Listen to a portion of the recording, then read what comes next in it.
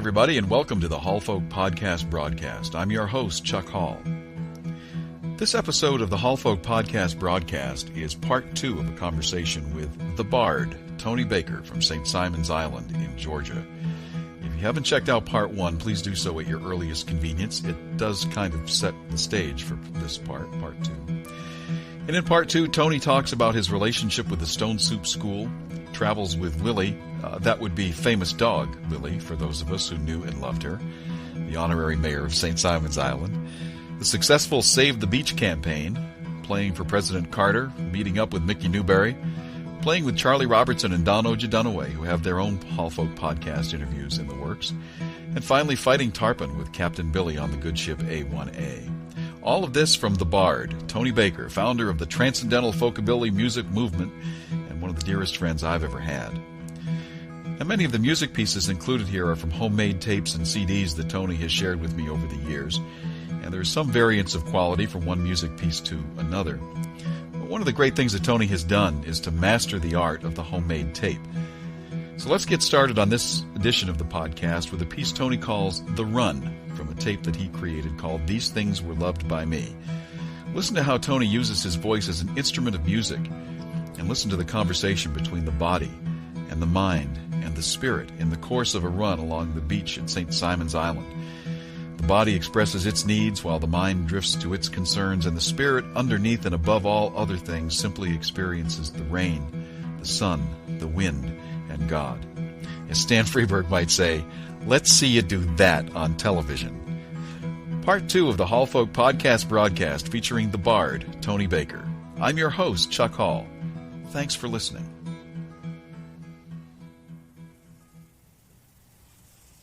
Oh, it's morning.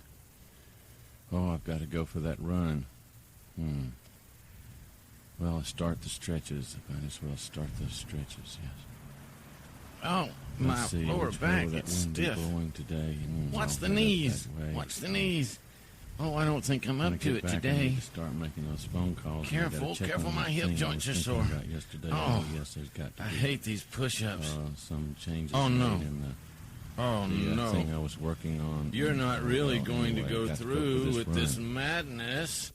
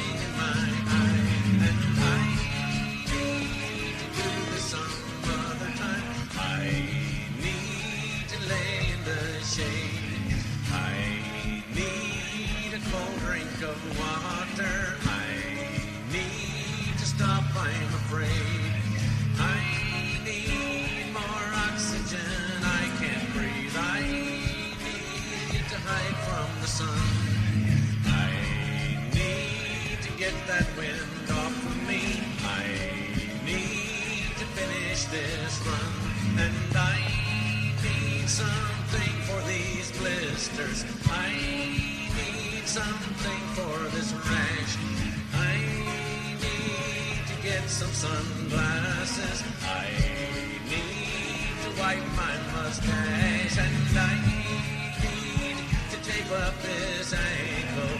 I've got this cramp in my thigh. My heart's pounding my eardrums. I had something new last night. God, I can't believe I gotta go to work, and so didn't even call me back and get the oil change. And where's my checkbook? And I wonder what the hell she meant by that. And did I cancel that damn magazine? I'm not gonna take it anymore. And what was that thing that I meant to do? And did the mail come? And were there any bills? Grocery list by the telephone. There's a funny noise in the Frigidaire. And did you call your mother back? That left rear tire needs a little air. And all I need is a couple good days off, and I'll try and work it out. And what was that thing they were talking about on the news last night? God, I can't believe I gotta go to work, and so didn't even call me back and get the oil change with my checkbook. I wonder what the hell she meant by that. And did I cancel that damn magazine?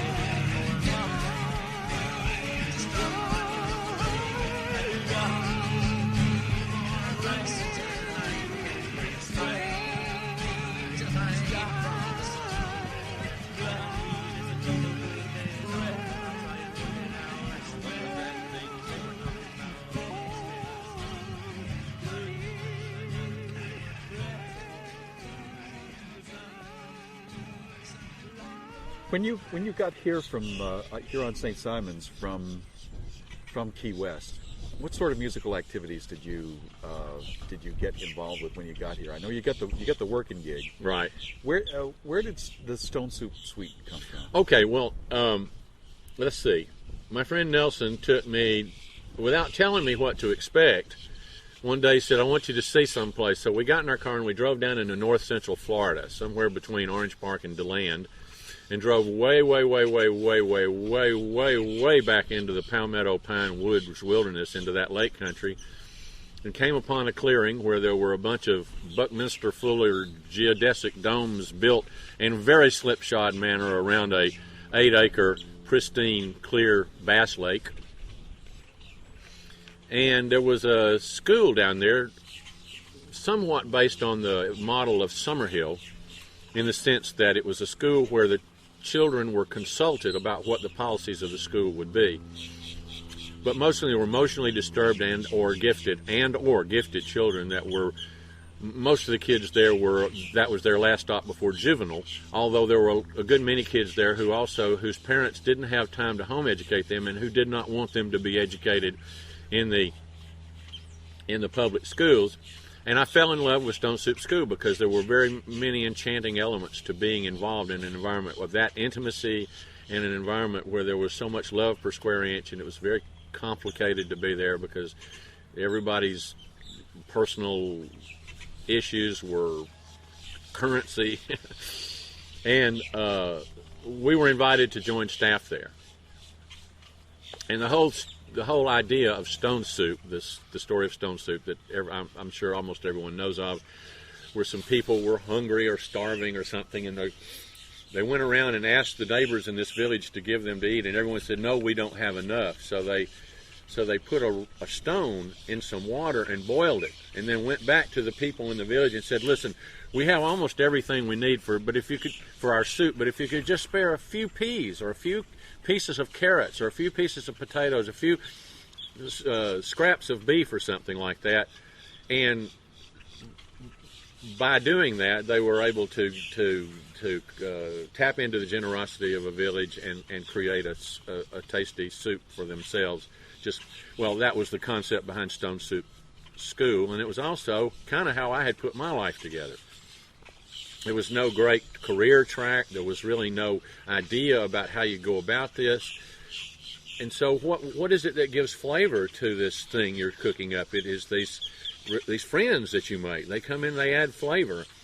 So we joined staff there, and when I got ready to write a serious piece of work, I called it Stone Soup Suite, and it's still kind of incomplete. But then when I got ready to write this memoir, because all of the dramatic personnel in this memoir of mine are the story. They come in and they have these unbelievable characteristics that just add so much flavor to my life. So I called it Stone Soup Suite. That's kind of the story behind that. Well, that all excuse me. That all happened. Did that happen here, or was that in Florida? Well, we came here in '78, and I went down to Stone Soup in '78 and met those people and became their friends. And when I would come on property, of course, I would always perform for the kids and make friends. And then Levada and I moved out to Santa Fe for a year or so. When we came back to St. Simons, there was no more opportunity here for me. All of my key people had dried up and blown away. So we were scuffling around for something to do, and I think we went down to Jacksonville for a while and then drifted down to Gainesville for a while, and then finally the school, by late 1980, invited us to come on staff, which meant that we lived in a little house out in a clearing in the forest that was built by staff and students, and you had shared privy area, shared bath area, shared public area, which was what we call the Big Dome, where we took our meals together, and also where we hammered out all the grievances and the difficulties that people have in living together. It was a 70s hippie commune, but it was purposeful, and it was interesting, and it was not particularly sustainable. But it was an interesting period in our lives, and we were not the kind of people at that time who could commit to anything for a very long period of time. Our standard round was around 14 months, and then we were looking around for someplace else to go. And it was a very good life for us at the age we were. And we lived in that van for almost 10 years. I took a road less traveled by, one fine and lonely day,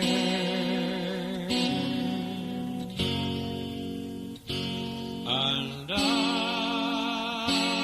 that road's unraveled, I've been glad I came this way.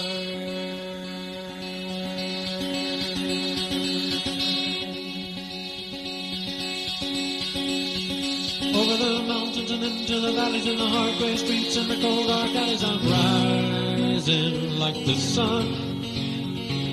I've got to go now, I've made my decision. I will travel the path of the light of my vision. My own chosen one, my own chosen one.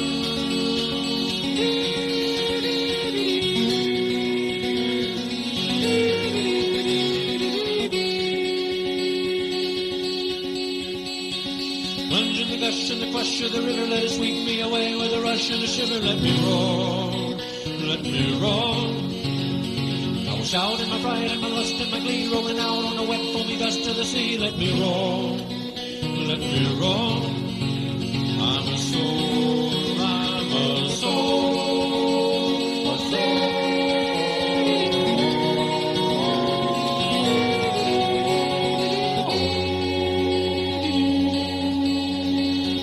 Carry my clothes and my tools by the handles. I'll be kicking hot sand through my boots and my sandals. On my way, on my way. If I go or stay, either way I suffer. If you're gonna be dumb, then you gotta get tougher. I'm leaving home today. I'm leaving home today.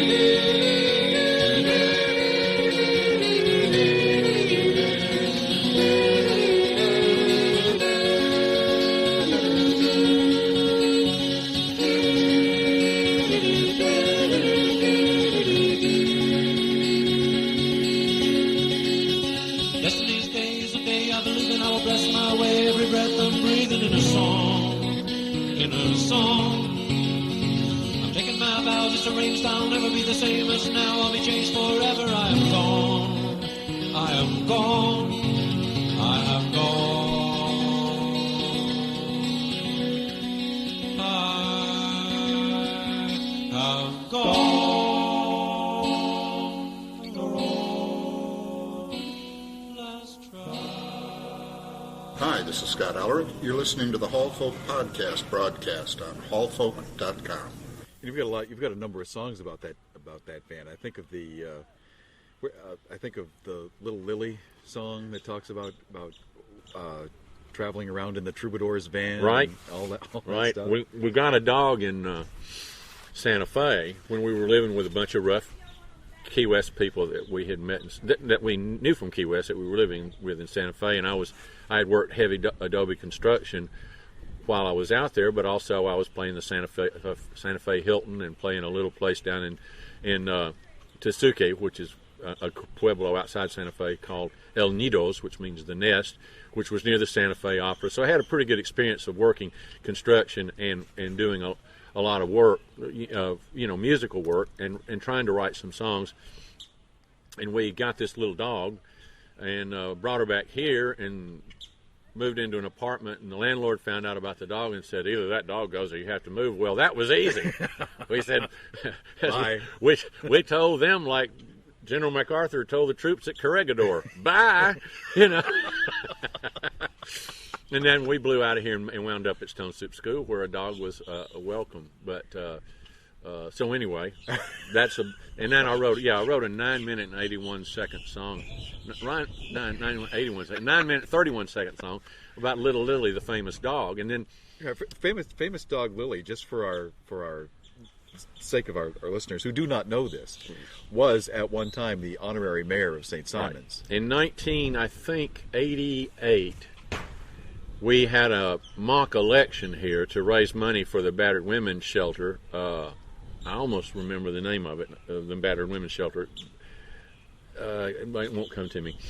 But anyway, we raised over $5,000, I think closer to $6,000 in $1 donations, and each donation was a vote for either Little Lily, the famous dog, or Roland, who was sort of an old reprobate, good friend of ours. In fact, he is on the cover of my record, Bubbas and Bozos, who had touted himself as the mayor of St. Simons Island until the Chamber of Commerce brought an injunction against him to stop that. Well, that set us all on fire. So we decided to have this mock election, and we got the Miami Herald involved, Atlanta Journal-Constitution. People came down here, and broadcast that the St. Simons Island had elected a dog as mayor. But what a dog! She was some dog, and I remember I tell this story on my little live CD. I remember, and I'll keep the expletives out of it. But I called my agent in Atlanta, and I said, "Hey man, you got to come down here. We just elected Lily, the mayor of St. Simons. We're going to have the inauguration ball at Emmeline and Hesse's restaurant." And there was this long pause, and then he said, "You damn people ain't got enough to do down there."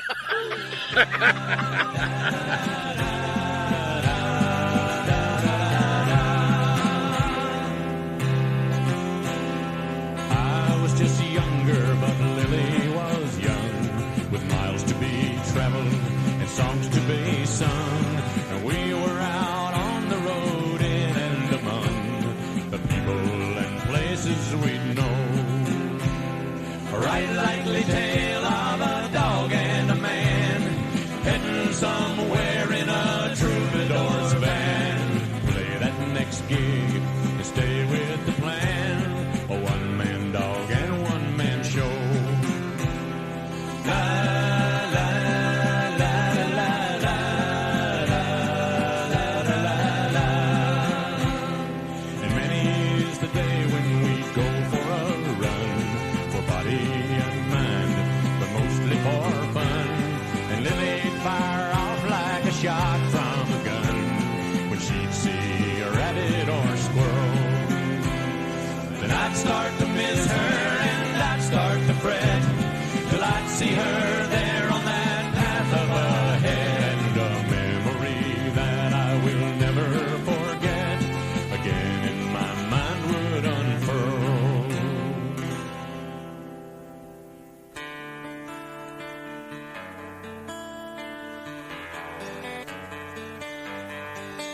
It was in the spring of '80 out in Santa Fe, and we thought that little Lily'd up and run away. But it was more a case of those big dogs running off and leaving her out in the arroyos. And the woman and myself, we worried, where was she? Searching up and down the roads and longing eagerly. And we must have said a little black and white hound dog to every Indian there in that Pueblo. And I said, "Ya, ya, Lily, ya, ya.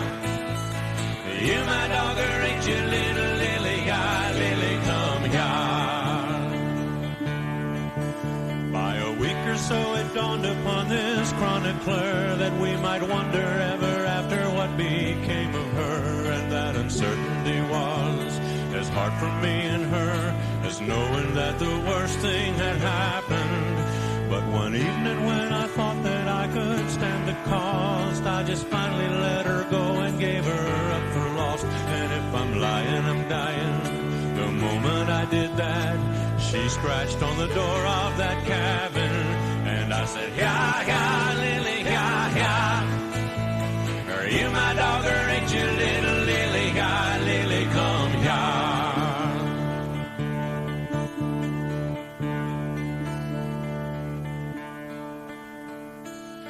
And I picked her up and I hugged her up and I cried like the fool I was, forever caring about the old sorry likes of her.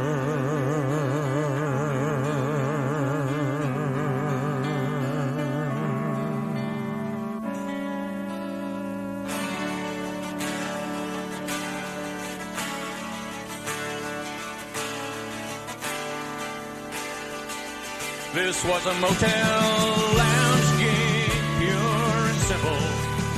And of course for me 'twas a holy temple, a place to play out my softest dreams and sing of my life and times.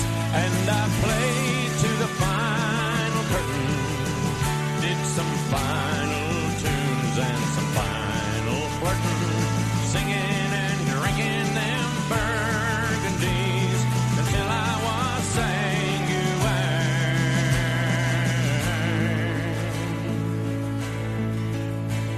And I got to the room after 2,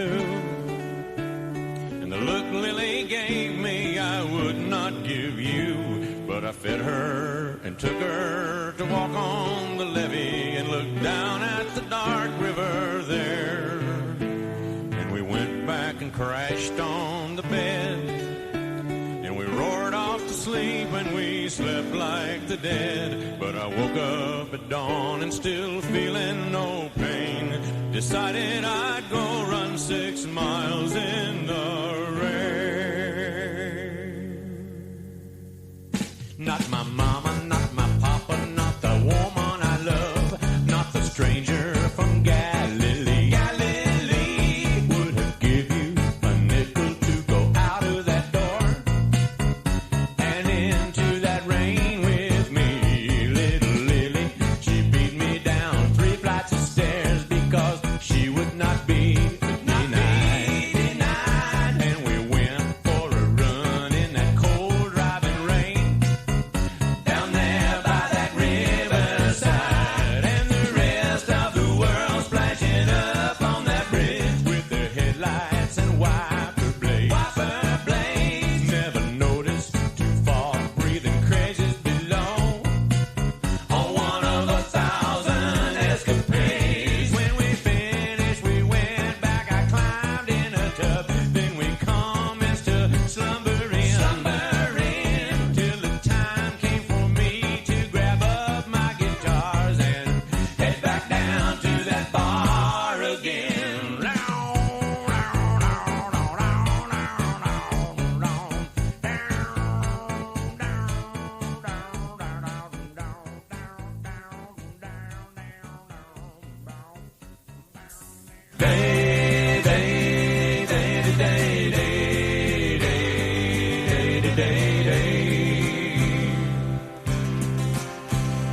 Now I am older, but Lily's just old, and that's the way it works out, I am told. But she's still got a life, and she's still got a hold of my days and of my heart.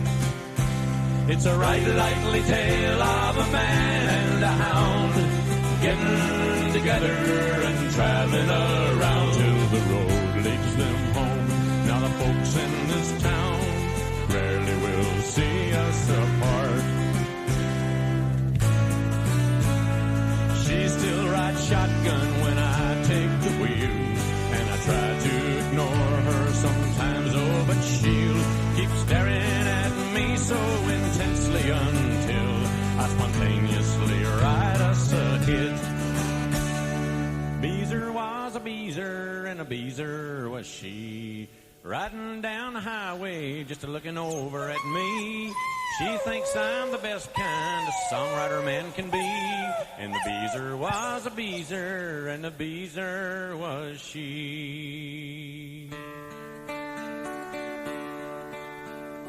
And many's the time when we're riding along, and I think of that line from that Bojangles song, and I wonder, you know, how I will get along when she's not on that path up ahead.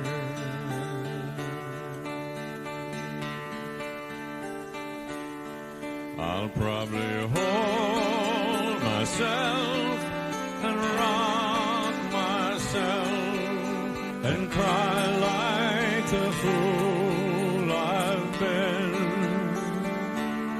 forever caring about the old starry lights of her.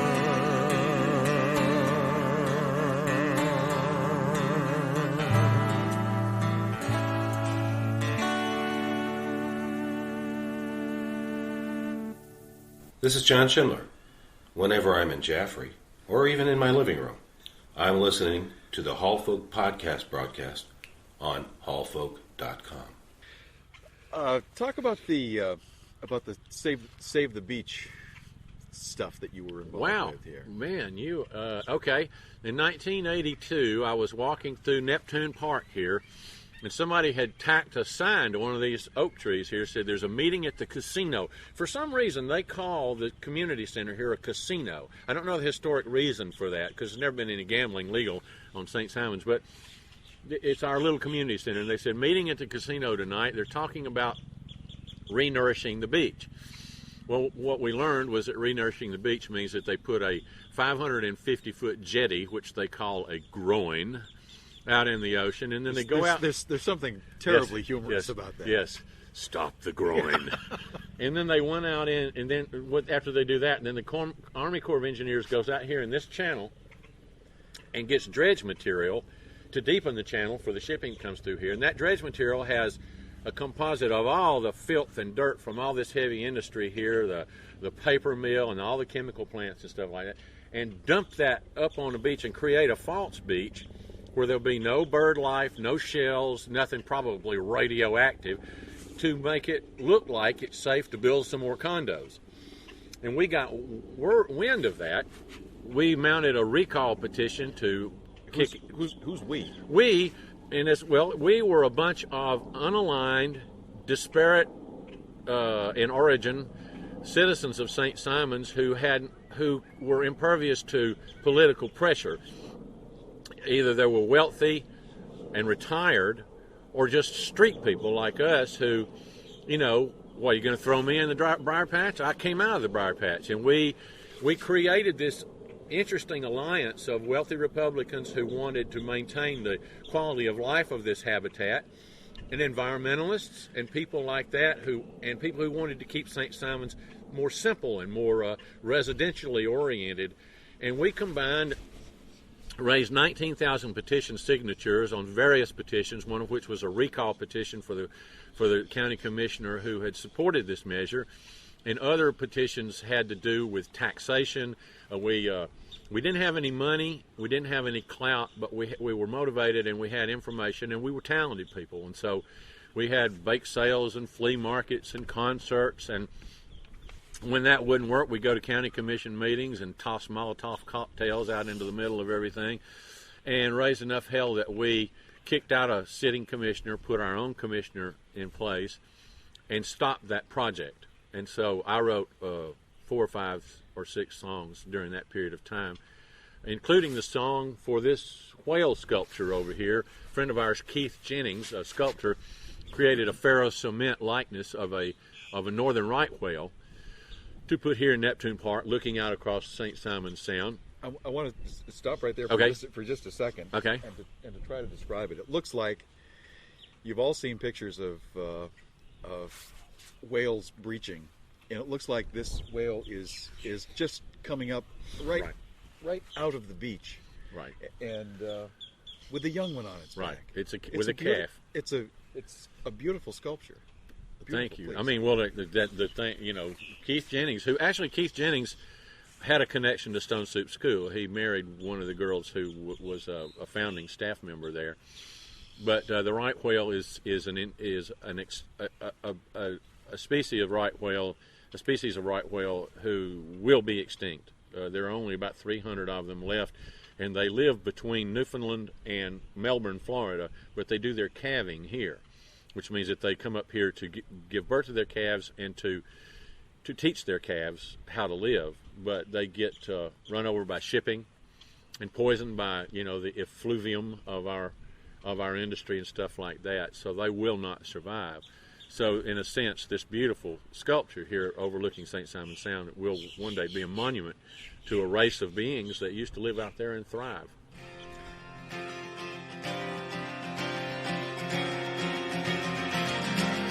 From the Altamaha River to the Straits of Sebastian, we want to make perfectly clear to the men in the boats and the paint-spewing mills that there's somebody living out here. We breathe the same air that you breathe as we soar through the canyons and swells of the sea. And we ruled our world without garbage or war when you were still hiding in trees. So you're stupid and dangerous, all the while squealing that you are the chosen of earth.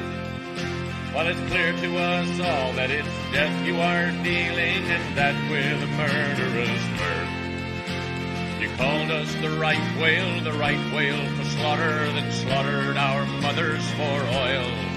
And for oil you continue to slaughter each other while turning our garden to spoil.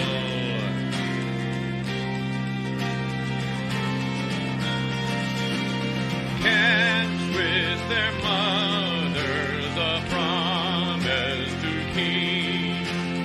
Each one to teach one the mysteries of the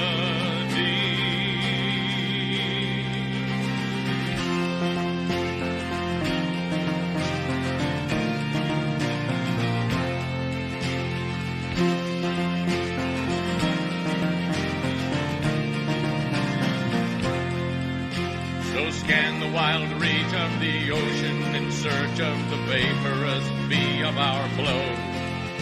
'Cause when you no longer can find us upon it, you'll know you're the next ones to go.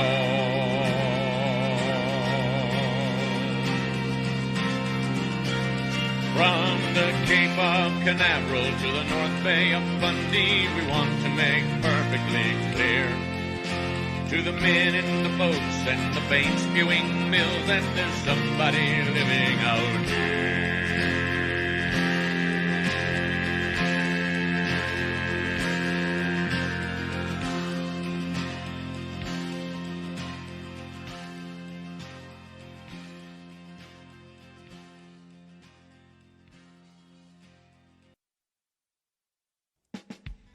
Before the beginning was the casino meeting. But in the beginning was a group of troubled souls who gathered at the village's favorite restaurant to see what could be done. No one wants to be here, this is true. Are you kidding? Sunday evening, there's some things I'd rather do than be sitting here at Birdie's with the air conditioner broke, staring at my neighbors through this cloud of smoke. Alice, make some coffee, heat some tea. Oh, and yeah, could you be president since this is your beanery? Looks like a case of down and dirty as the situation dawns on us at Birdie's. We'll have to give ourselves a name if we'll be wanting folks to join. Why don't we call it Save the Beach? No, let's don't call it Stop the Groin. I count more than 24, less than 30, all born yesterday at Birdie.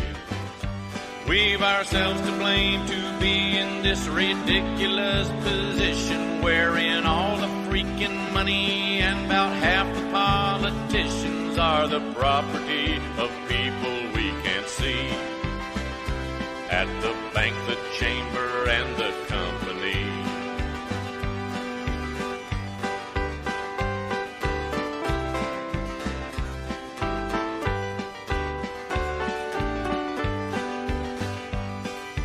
No one knows for certain what we're doing.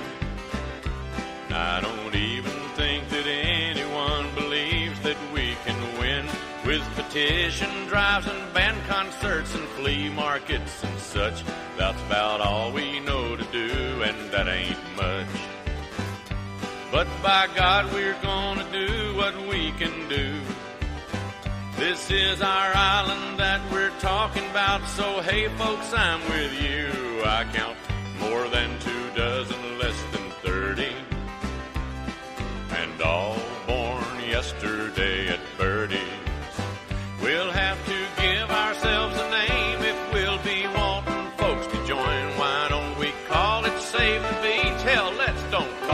stop the groin.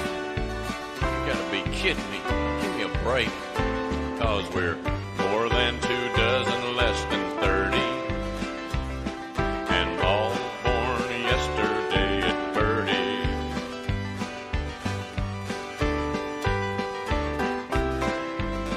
Yes, we were all born yesterday at Purdy.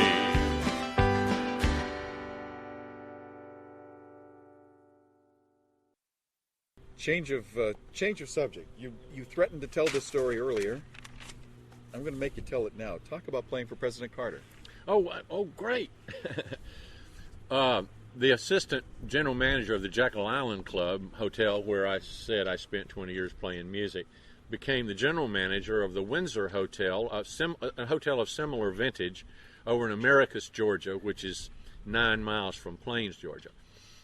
And called me to come over there and play that dining room in, I think, Christmas of '93. And one night there was a buzz, President Carter's coming to dinner tonight, which was something apparently that he did with some regularity, some frequency. And it was interesting. I stood on the balcony of the Windsor Hotel overlooking the streets in America, as President Carter, 39th President of the United States, and if there are great men, this is a great man, was riding down the street in the back of a Chevrolet convertible, waving at people he had known all his life in the America's Christmas parade. After which he and Mrs. Carter and 2 Secret Service agents came up to the dining room of the Windsor. And the Secret Service agents took a table a good distance away from them, and everyone knew the Carters, and most of the waiters referred to him as Jimmy and called him Jimmy and didn't call him President Carter. Came in for dinner, and I was absolutely blown away that I was in the presence of this man whom I love and respect and admire. And so I thundered away as the dominant ego in this quadrant of the galaxy for the first hour that he was in there. Just sang my heart out. But not being a person to fawn and gush over celebrities, when I finished my set, I walked out of the room with my guitar in my hand. I was going to take my break. And I heard the president say to me, "Hey, Tony." Apparently he had asked one of the waiters or busboys, "What's that guy's name?" And he had me. He was the only person in the dining room who applauded after every song, which was okay with me. So I came back over to his table, and we visited for a few moments. And "Where are you from?" "I'm from Rome." "Ah, Rome." And he told a story about when he had run for governor up in Rome, and I listened to that, and then I said, "You are my beloved president." And I said, "It's a great honor for me to be able to talk to you." I said, "You don't know this, but in 1980, my agent called me at Stone Soup School and told me to get over to Jacksonville, that Mrs. Carter would be there for a rally, and told me to learn 'Happy Days Are Here Again,' which I learned, although I didn't think that should have been the theme for 1980. You know, I can picture you singing a lot of songs. That's not one of them. Well, anyway, I'm driving over, and I'm telling this story to President Carter. So I drove over to the Jacksonville rally, and on the way over, I felt very strongly about this election. I wrote a song in my mind, in my head, and scribbled it down on notebook paper and sang it to myself. And when I got to the rally, there was a black college choir there, all in their robes and everything, and they were there to sing some songs appertinent to the election of 1980, some spiritual. And I said, "Hey, you guys, I just wrote a song. You want to hear it?"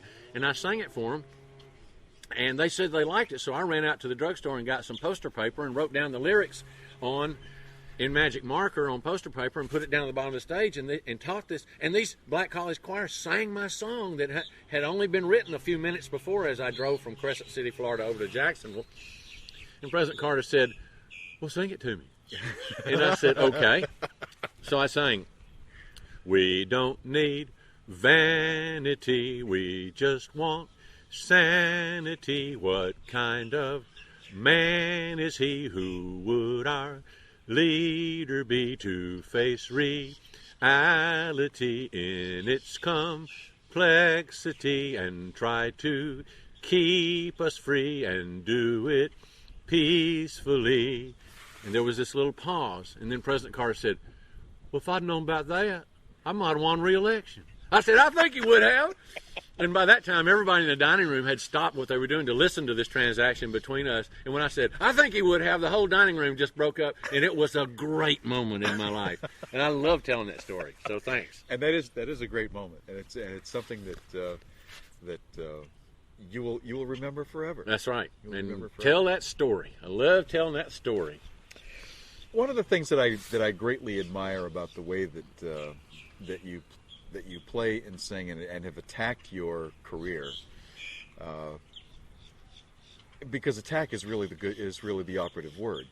You really have gone at it with a great deal of intentionality. I want you to expound a little bit, if you would, on your philosophy of working the music the way that you do. You've often just sort of written yourself off as a lounge act or part of the food and beverage thing. Right. Well, I've listened to your songs, and those aren't part of anybody's food and beverage stuff. Those are story songs. They're songs that are extraordinarily well constructed and all of that. And as we produce this podcast, as this podcast is produced, we'll get a chance to hear some more of it.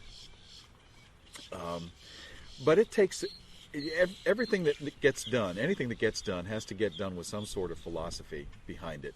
And I'm just curious about what your philosophy of attacking the music business is, the way that you've done it. Oh, well, I never considered... that's the thing. It took me many, many years of thinking I was in the music business before I realized that I was never in the music business. I was in the food and beverage business because the challenge that my daddy put before me when I quit working for him was, where do you think you're going to make $100 a week playing that damn guitar? So I said, well, I think I'll answer that. So I went to where you could get money for playing, and only way, way down the line. My friend Caroline Aiken, early in her career, went straight to the places where you were an opening act for a headliner. And maybe you didn't make much money, but you had some kind of credibility as a performing act. And she's worked her way up that way, and she's gotten a decent payoff for it because she is a person of great stature. As well she should be. Right. She's a wonderful player, and she's paid a lot of dues. I was never in the music business, and I'm still not in the music business. I sometimes feel like a pretender to any of it. I had talent, and I had a great deal of conviction that even in the course of banging out 3 or 4 sets, used to be 4 sets, 3, in a bar or in a dining room, as things got gentler for me, was meaningful. But it was not anything that accrued any volume to it. It became very much that the point of all of this is the process of wrapping your hands around wood and wire. It's the song I wrote, The Gig. Says, what I do, all I am, is a singer for hire. This is not the music business. Right. Wrapping these hands around some wood and some wire, then I fill up my lungs with some smoky old air and go looking around for who cares. And in all of the years I've been doing this gig, I have learned that time don't mean a thing to a pig. And one other great truth I have come to at last is that money will not buy you class. I've seen that. Well, but I'm telling you that a lot of folks who are out there banging away like that could not write that song. Well, and good, and I appreciate you pointing that out. I guess I had a philosophy about it, and it was that it meant something to me. And I'm glad that I did this. If I hadn't done the songwriting, because I don't do my songs at work unless people come in that I know or people give me reason to believe that they are going to be the willing effect of a song they've never heard before. Because I'm a pretty good singer, and there's a whole lot better songwriters than me. And I think I've picked from some pretty good ones. In fact, you asked earlier, and then we got off on something else. Just like you, I've just been profoundly influenced by some writers. Certainly Jimmy Buffett was one, but, Tom Waits and Nancy Griffith and Randy Newman. And Mickey Newberry. Who was an amazing experience for me to actually make friends with him for a very little while, and not to get off on that. What was the song that you wrote a song about that has specific reference to Mickey Newbury, and I can't. Well, it was a song about meeting him and about. Yes. It was my used to be. It was my might have been. I've always loved that song because the tongue-in-cheek aspect of that is. I mean, it's a song that has a particular kind of style to it, and yet the content of it is right out of real life. But it's weird, it's weird because I start talking about my high school girlfriend. I was about 17 years old when I met a girl with hair of gold. And, of course, inevitably, she broke my heart, which is fine. And then later on the radio, I heard this voice singing this plaintive ballad. And it's like, killing me softly. It's like, wow, who is that? So I sniffed around, and because Mickey Newbury had one hit on his own, American Trilogy, where he cannibalized 3 public domain songs, made an arrangement, and made himself about $6 million, especially after Elvis Presley cut American Trilogy. But then he wound up being a songwriter that other writers covered, and got himself in the Hall of Fame. And then way years later, 1980. 79 or 80, I was playing a golf club in Dallas, and off the links comes Mickey Newbury, and we shook hands and became friends. And then I got to go see him in Nashville, and he took me up to Acuff Road Studio, introduced me around like I was somebody. But it's funny, I was never the right kind of creature for Nashville, Tennessee. And I don't say that in any disparagement of Nashville, Tennessee. I know guys that have fed their families and put their grandkids through college on what goes on in Nashville, Tennessee. And because of a couple of friendships, I've learned to respect a well-constructed commercial country song. There are some great songwriters in Nashville. Right. But getting to meet someone, and I know you've had this experience, and you've had it many more times than I have, but getting to meet someone who had meant that much to you, like meeting President Carter, is an amazing experience. And I know people, and you probably know people, who are able to meet someone of that stature in the business and very adroitly, very seamlessly translate that connection into some way to get a leg up in the business. I never understood how to do that, and I don't put myself as being morally superior to anyone. There's a way to do that. There's a way to form a friendship and network that friendship into some sort of advantage for yourself and not lose any of the intrinsic quality of the friendship. But I never knew how to do that. And I was just so agog at being friends, with this guy. It meant a lot to me. And I don't want to seem to be name-dropping because I knew him well for a short time, and then he went on his way and I went on my way. But it means the world to me to be able to say that we were friends, and then I wrote that song. And it was kind of a love song, like I had a crush on Mickey Newbury.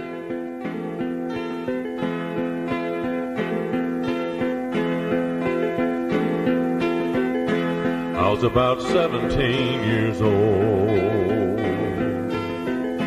and I met a girl with hair of gold, and we went round and around in a swirl of autumn leaves and a crush of knitted wool, and there was music in the air. And as occurs with such as these, we flew apart like galaxies, and I felt so suddenly alone, spinning out in the unknown. And it hurt me quite a bit, and like I never did forget. It was my used to be, it was my might have been, it was my if I could, I'd do it all again. And that was long ago, so it seems strange to say that I feel it still today.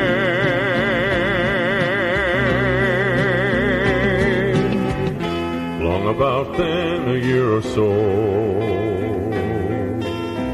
the singer comes on the radio, and he sang sweet memories, and how he'd remember the good. And he had this sweet old country voice, sounded like I always wished mine would. And he sang of used-to-be's and precious might-have-beens, and all those if I could, I'd do it all again, and gave my loneliness and aching heart a home. And so I did not feel alone.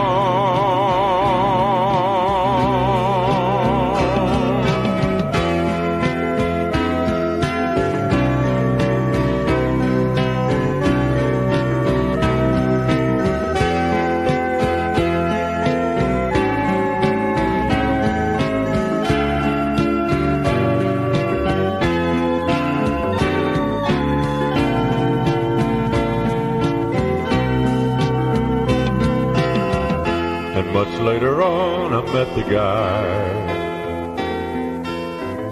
a writer of songs the same as I, and we stayed up half the night and talked.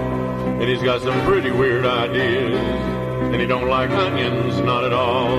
And we passed the guitar back and forth, and he sang sweet used to be, and I played some might have been. Said that if we could, well, we'd do it all again. But I could never say these things so well as he. So it was quite a time that meant a lot to me, to play my used-to-be's and hear some might have been. And when I get the chance, I go see him again.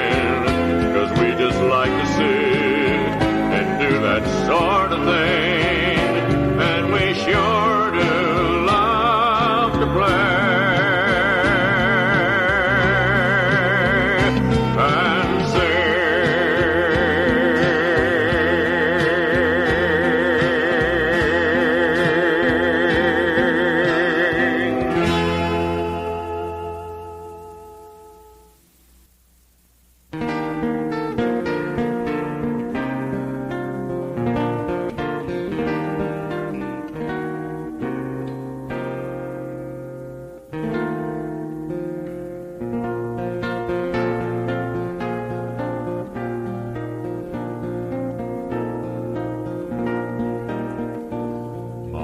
Kindred friend, the words and music speak to the heart of me.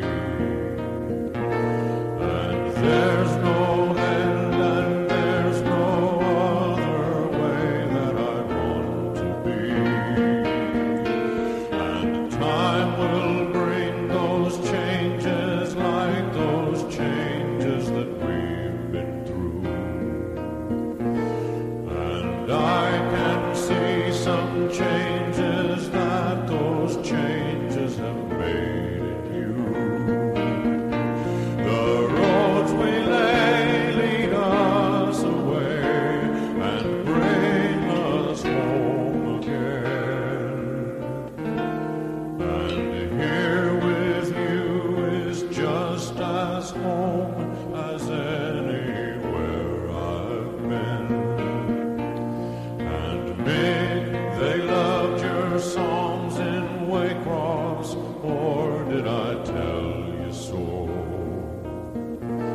In quiet surrender, tears and tender visions of long ago.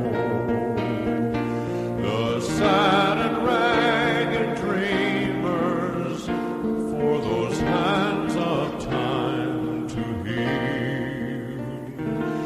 Believe the visions of the heart are lovely beyond the real.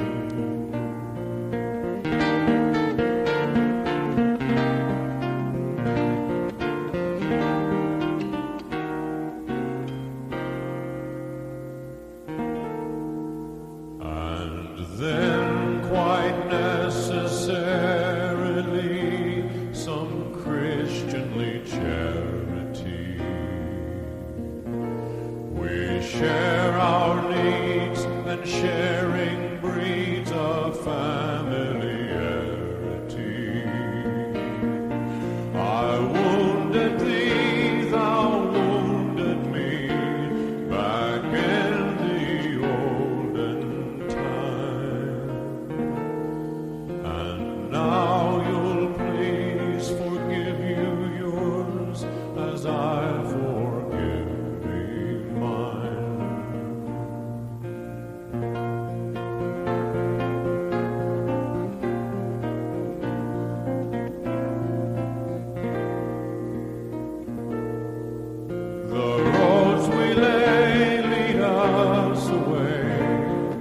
and greatness around again.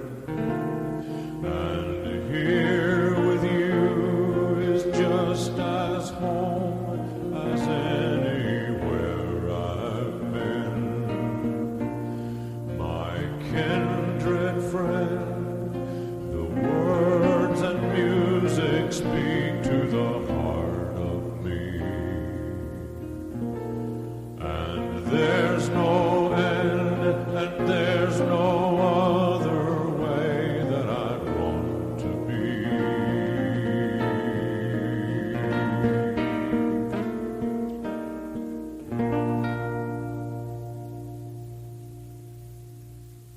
You know, We've gotten a little bit away from talking about your philosophy of working this stuff, because we have talked about that before. If you're going to be successful in anything, you have to have a philosophy about it. And I want to probe until we get at what your philosophy of doing this is.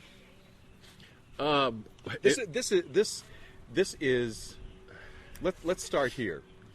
All the effort that goes into it, in spite of the fact that the large numbers of people that you play for, you are background noise to. right, All of that is worth it to you. right.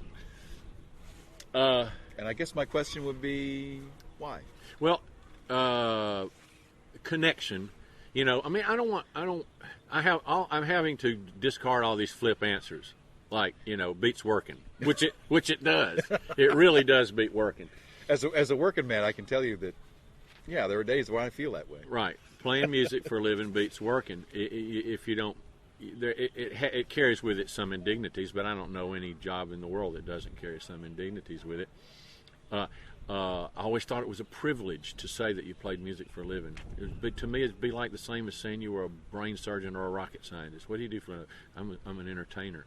You know, I love that part of it. But you know, the philosophy of it comes out in the songs, and the song that comes to mind is the song I wrote for my friend Rebecca, which is the first song on the beginning of the live from Cousin Bettina's living room. And maybe you'll play that one when this podcast is put together. Good evening, come in, pick the table of your choice. I was playing for the barmaid just to limber up my voice. Won't you have your cup of coffee? Won't you drink your glass of wine?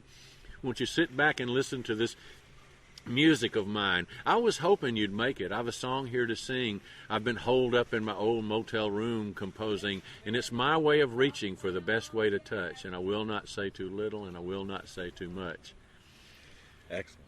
You know, anyway. That's a great song. I think I will put that in there. Right. I'll drop that in, find some way. There's a feeling I get when the pink and the gray paint the sun-setting sky of a wintering day, and a feeling I get when I've met someone new and I like who you are and I like what you do. It's that feeling I get as I stand here and play, and I still can't quite get what I'm trying to say. It's a nice empty bar room. I'm going to insist that we just simply must keep on meeting like this. I think it's just that place where you make connection, you know. And you and I didn't connect in a bar, but we connected through Milltop, and that's a bar. Yeah, that's a bar. You know. What a bar. What a bar, yeah. When only two people came in, or one person came in, wound up doing 4 sets. One person. I wrote a song about that. Good evening, come in, pick the table of your choice. I was playing for the barmaid just to limber up my voice. Won't you have your cup of coffee? Won't you drink your glass of wine? Won't you sit back and listen to this music of mine? I was hoping you'd make it, have a song here to sing.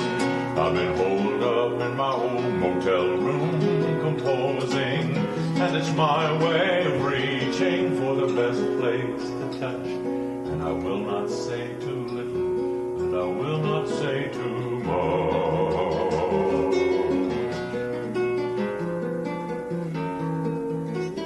Oh,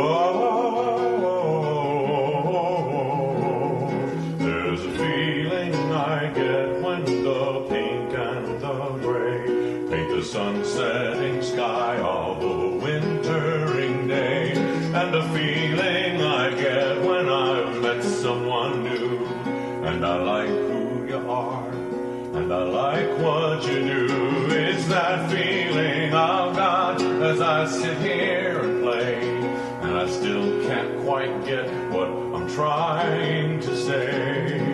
It's a nice empty bar room. I'm going to insist that we just simply must keep on meeting like this.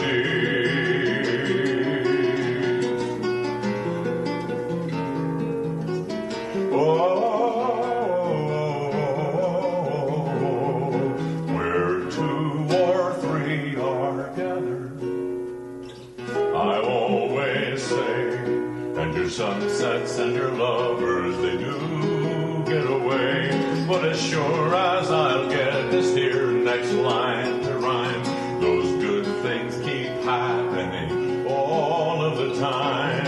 And the secret is learning to let go and wait for the next magic moment we're going to create.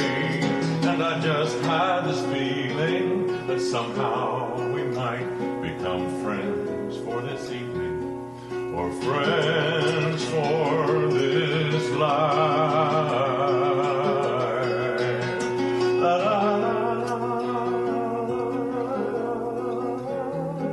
This is my way of reaching for the best place to touch. And I will not say too little, and I will not say too much.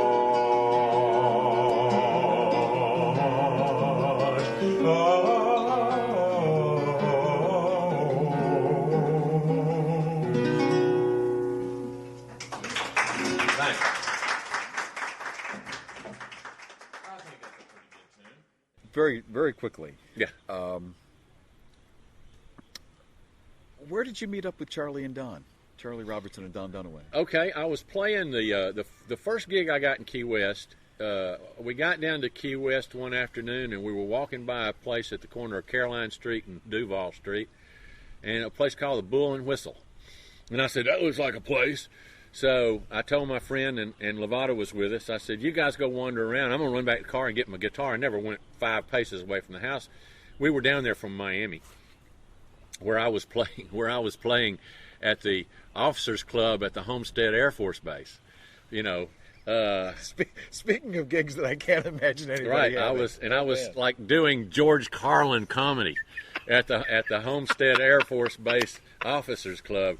So I went in this place and I got this gig at the Bull and Whistle. And the Bull and Whistle was the Bull downstairs on the street, and the Whistle, which was a set piece coffee house looking environment upstairs from the Bull and Whistle.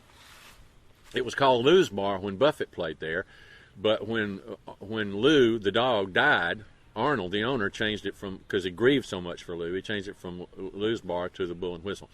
So I got a gig at the Whistle, and it was like a lot of money. I was making like $300 a week, which was like, whoa. And the first 2 weeks that I was there was an act downstairs named Uncle Jubal. And Uncle Jubal was composed of Don Dunaway and Charlie Robertson. And I think I had them over to my apartment a time or two for coffee and to chew the fat. And then 20 years went by, and I ran into Don in the... Golly, how did I know Don was in the Milltop? I don't even know.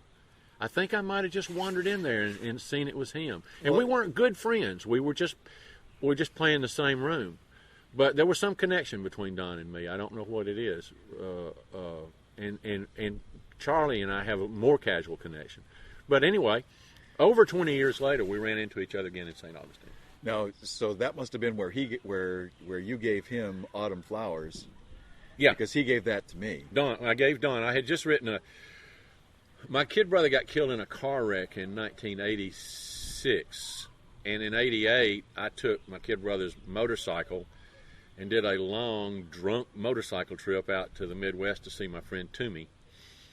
And you know, I put myself through a lot of grief and misery because I missed my brother. And so anyway, when I got back from my trip, I had sort of laid the drinking aside and felt pretty happy to have gone through that and not, gotten killed.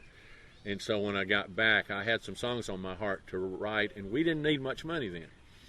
So my wife said, tell you what, do. I'll work and you write songs. So in one of the happiest memories of my life, for about 6 weeks, my wife would come home every night and sit on my lap in my studio and listen to what I had written that day. And I wrote this. That's the only one body of songs on one theme that I ever wrote, and it involved Mickey Newberry and everything that was going on. I was paying attention, and everything that was going on at the time added up to something. And the culmination of that project was a song called Song Upon the Wind, which you have on my new record called St. Simon's Song. That maybe you will decide to play because it's a great song. It's a pretty good song, and if you want to know my philosophy, a lot of it's in that song. I mean, it sounds so conceited to be talking about your philosophy, but you're right. It's something that lasts as long as someone who's played music for a living for 35, almost 40 years, has to have been driven by some philosophy, and the philosophy ain't, it's better than working or. No, because that won't last. A philosophy like that will play itself out, and pretty soon you get tired and just say, well, I'm going to go do something else. Right. No, I had conviction about it, and I still have conviction about it. Well, you should have conviction about it. Well, we've gone just about an hour, which is pretty good. The sound looks beautiful. Yeah, St. Simon's sound, that is. Yes. When you say that a sound looks beautiful, that sounds weird. It does, but it looks beautiful. It's a nice. Dare I say it's early spring in the early part of March? I guess it is down here. It's a calm day, and I would say that it's probably about 45 degrees here, and it's clear and blue and sunny, and it's a winter day, but it's a very mild winter day by your lights. by my lights. Thanks for taking the time to do this. I appreciate your willingness to bare your soul here. Oh, this was a thrill for me. I enjoyed it. Thanks, Chuck. That's great. And I've been looking forward since I figured out how to put these podcasts together. I just thought, I got to get Tony to tell some of his stories, and I want you to tell one story for me. I want you to tell me about. They call it fishing, not catching. Well, I was playing. Because this is from the sort of Key West era. Right. Where you were playing in Marathon then? Well, I was playing at the Key Western Motor Inn, which is the place where I, opened for Jimmy Buffett in a room that would, you could have 500 people, and people were complaining about paying $10 to see Buffett closer than you're sitting to me right now. So that gives you some idea about where he was. And I was just a house act at the Key Western Motor Inn, and this club owner was an old guy from New Orleans named Vic Latham, who I loved, and he was my brother, and he did a lot of things for me. But one of the things he did for me was say, well, why don't you open for Buffett? I'll give you $100 just for one set. I never had $100 for one set. So I got up in front of 500 screaming Jimmy Buffett fans and did a show. And, and it was good. I did a good song. I did a good job. Stand up there for 40 minutes in front of people who came to hear Jimmy Buffett. Who came here to see somebody else. Right. And so among those people were some guys from Marathon. They were tarpon guides. And I'm sure that they did other things, too, for a living. A lot of those guys were into smuggling, and because they had a lot more money than they could have made doing tourist fishing. Right.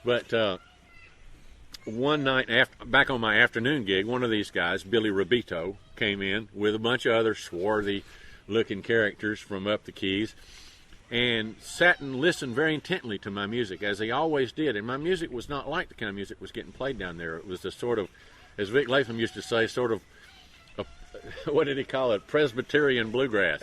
Because there's a certain church choir boy approach to singing that I always did have. Anyway, Billy said, well, listen, I can get you a gig up at the, what was the name of that bar?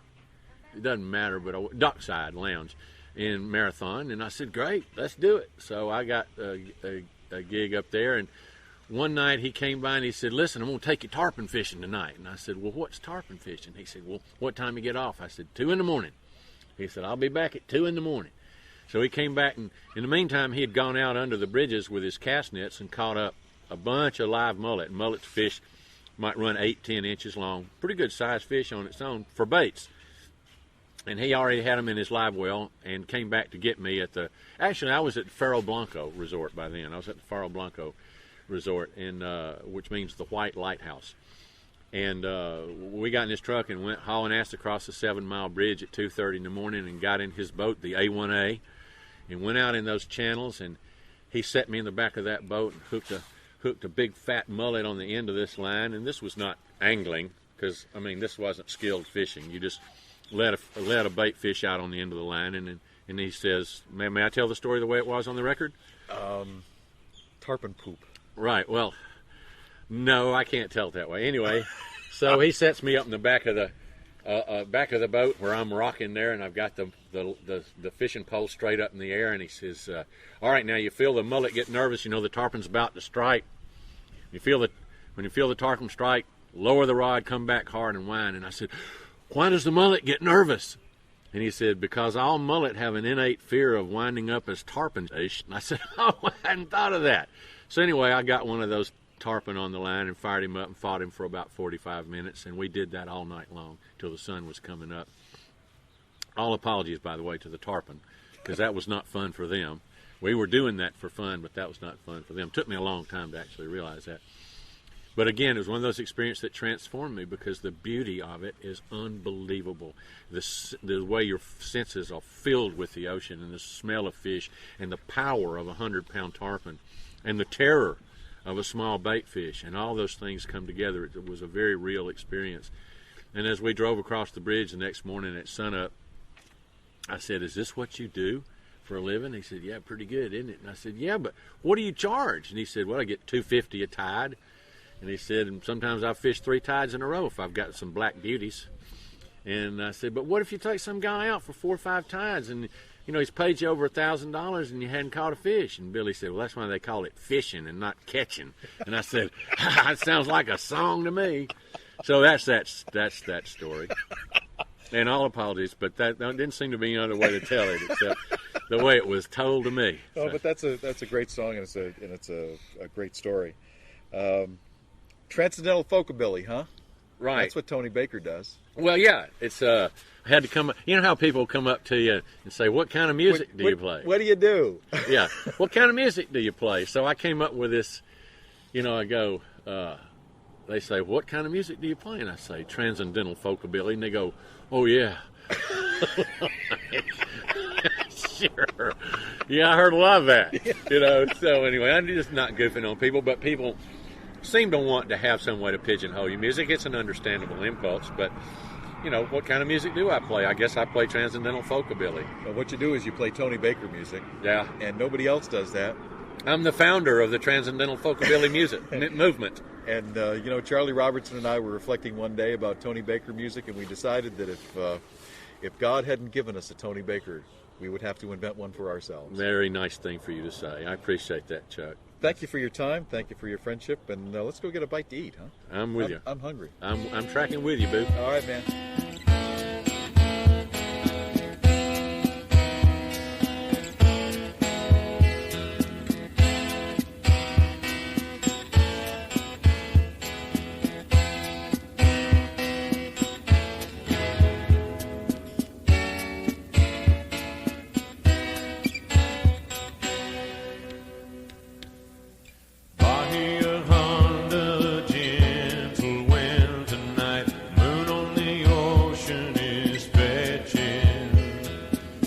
Captain